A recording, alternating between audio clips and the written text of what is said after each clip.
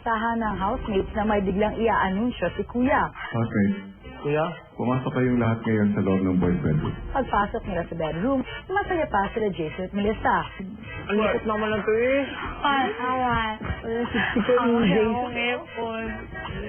Jason? Hindi ako sumitiksik, ako sumitiksik.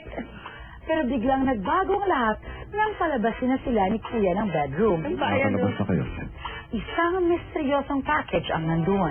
Ay, alam, may MPC. Ano?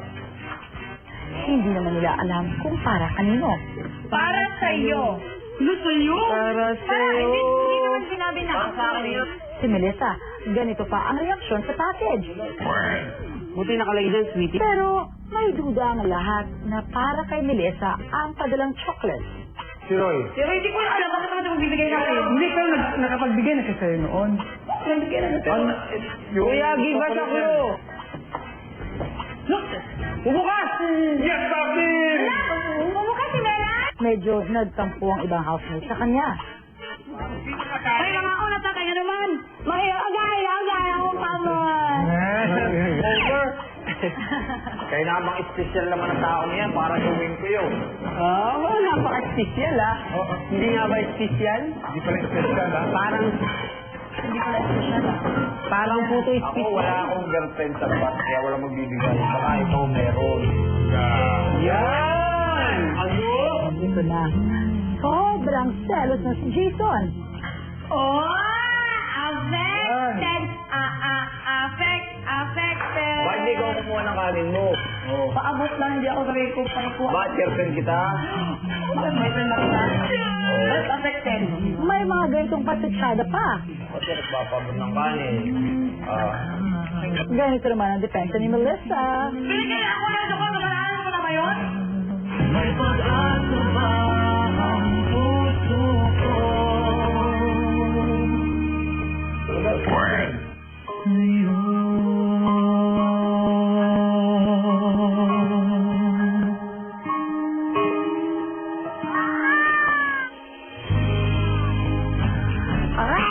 Oh my gosh!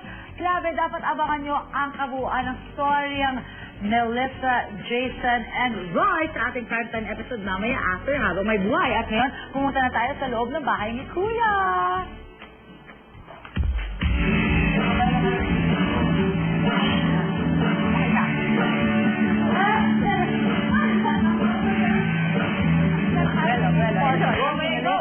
Ayun si Marian sa kasitubo. I wonder, sino kaya yung nasa white room? Wala akong sinabi. Tapos, sino kaya ay ang mananalo ng House and Lot of Rivera? Go Mariel! At dahil dyan gusto ko magnalo sa director ng Precious Hearts Romantic Presents Love Story in the Movies na si Direct Richard Arellano who's watching right now with his family, Abby, his wife, Alex, and Abby. Watching her mamaya. Eto na, para sa lahat ng mga katulad ko na hindi nakapanood kagabi ng episode na hindi nakikita mga kaganapan ni Melissa sa kanila. Eto, mga iba pa, hindi natin nakikita. Panoorin na natin! Go! Nang makita sina Melissa at Roy, hindi naman masyadong malungkot ang mga pangyayari. So bakit mo ko binalikan nung nasa telephone? Sa telephone. Andito pa ako 2 weeks. Andito ako 2 weeks. Huwag kang magmaang-maahan dyan dahil binalikan mo ako sa cellphone lang. Sabi ko pa, nag-iisa ako dito naman. Huwag ka naman. Sabi ko, tapos hindi ka na nag-text. Punta ka pa sa third road, ganun pa. Wow, ang galing mo naman. Ikaw ang magaling. Ikaw talaga ang magaling. Oh. High blood. Ay, ba't bitaw ko?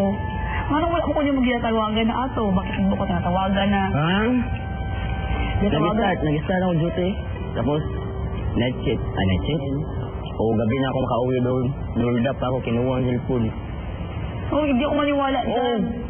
Mag-piso nga dito. Ang gwapo. Yan, hindi kasi yung anak lang. Ayoko pag-isa yung anak lang. Kabalo na piya ka nga. Kung abalo ka ilan, hindi mo pero karoon.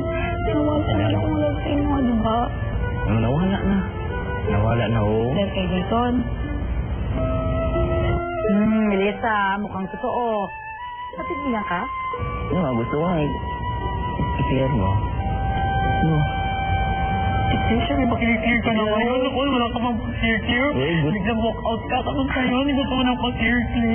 May pa-clear pa ka. Wala, gusto ko na ko. Eh, May pa-clear pa ka na naman di kay Uya. Kauna-unahang pagkakataon sa kasaysayan ng BBB, 5 housemates ang maghaharap-harap sa gabi na pinakahihintay ng lahat, ang Big Five! So double up your expectations dahil pagpasok ng buwan ng pag-ibig ang Chinese New Year, love and fortune join forces as another history unfolds sa BBB Double Up! Big day and the big night! Masasakyan na natin ang pagyakap sa kapalaran ng housemate na pinakaminamahal ng taong bayan! Sabay-sabay nating salubungin ang susunod na big winner ng BBB Double Up! Big day and the big night! Live at Ninoy Aquino Stadium ngayong